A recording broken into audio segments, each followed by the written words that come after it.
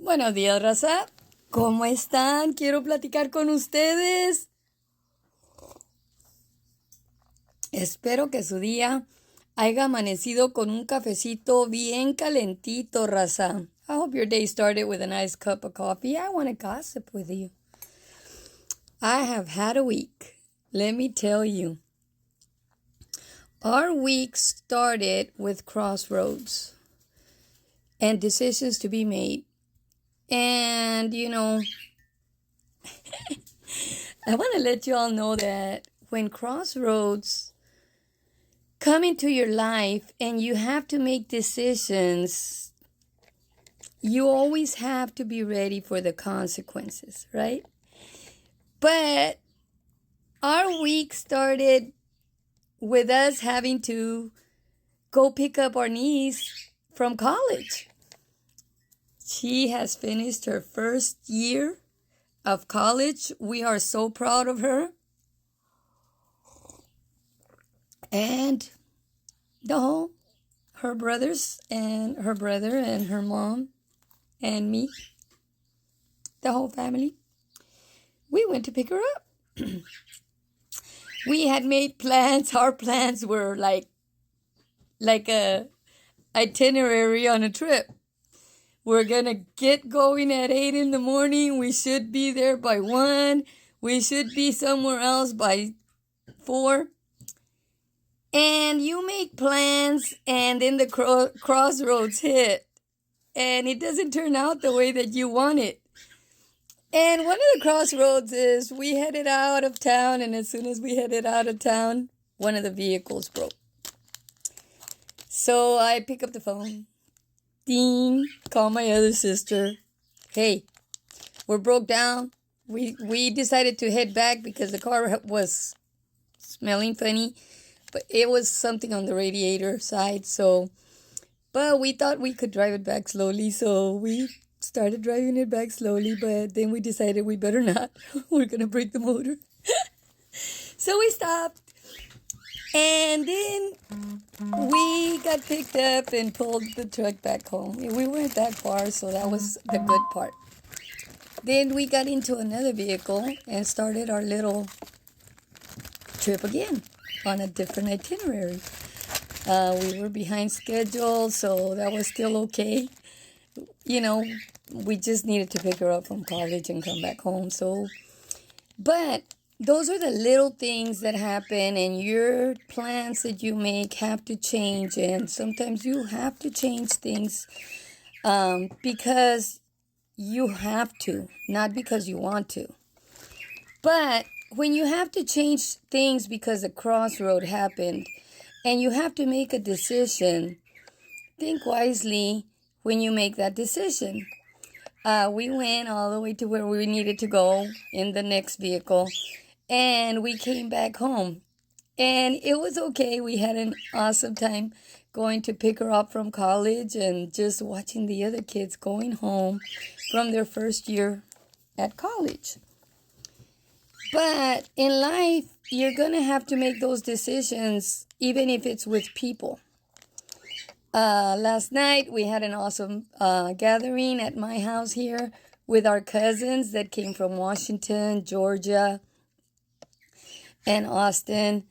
And it was after midnight when they left from here. We were just remembering old times and just laughing about things that we did when we were little while we ate.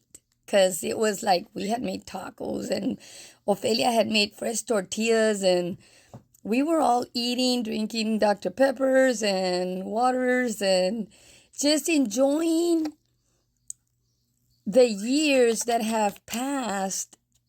And we can sit at the table and laugh about when we were kids.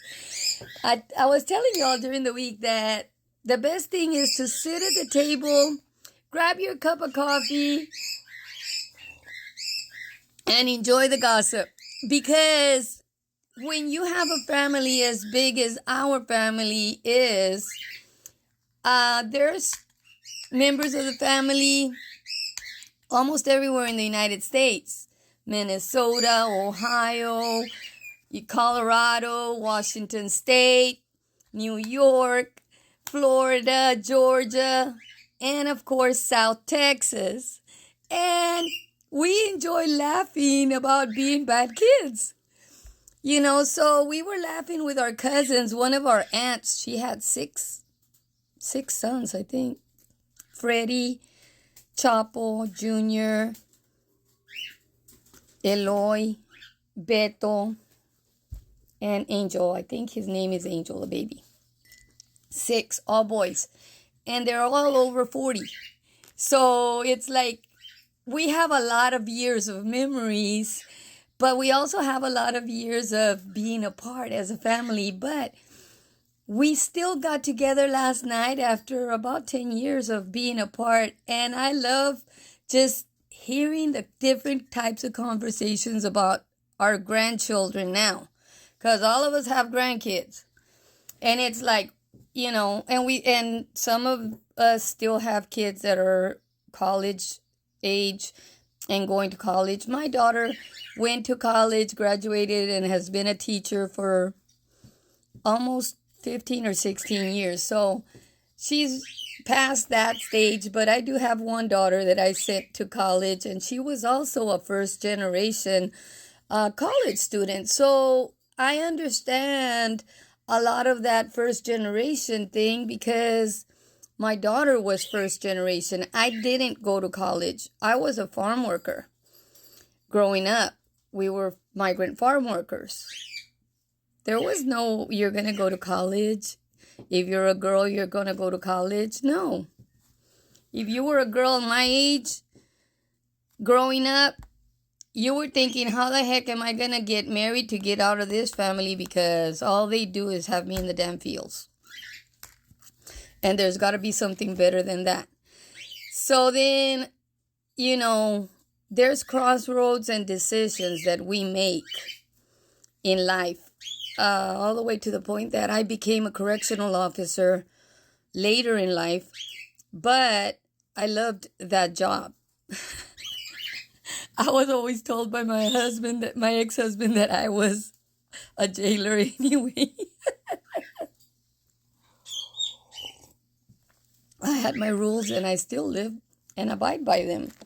No friends are allowed in my house. You don't have friends. Your friends are from the street out. They don't have nothing to do inside the house.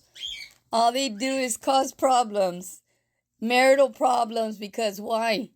You're bringing your friends to the house to cook out. You're guarding your wife. You're bringing your friends to your house to watch TV, watch the football game, or watch the fight.